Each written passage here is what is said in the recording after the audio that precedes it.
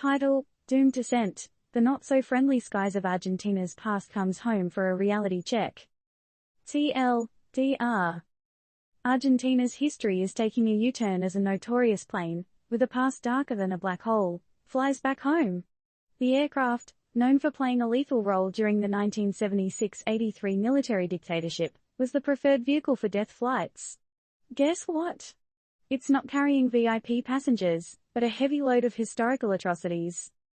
For a flight from Florida to Buenos Aires, it's generally a chill 10-hour journey. But for one specific turboprop that touched down in Argentina recently, this was no casual cross-continental trip. Taking a whopping 20 days to get there, this plane wasn't hauling any secret treasures or celeb guests.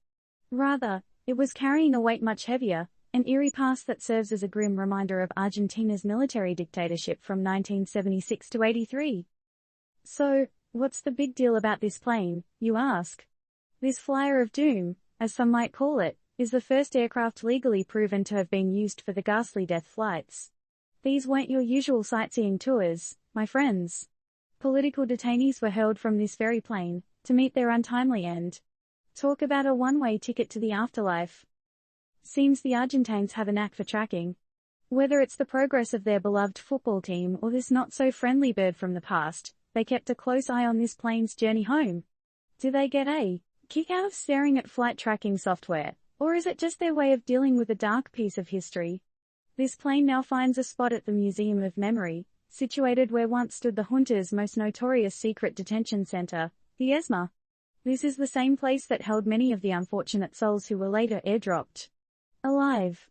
Now, that's a real-world horror story for you. Arguably, this aircraft's homecoming adds another layer of reckoning to the brutal history of the country's dictatorship. But what does it really mean for the Argentines? Is it a constant, looming reminder of the past atrocities or an opportunity for closure and healing? How will Argentines deal with this brutal chapter from the history books, reopened and displayed right in front of them? Is this the step towards acknowledging the past or merely a move to keep the historical wound fresh?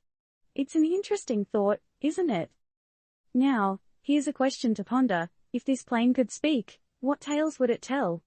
And more importantly, are we ready to hear them?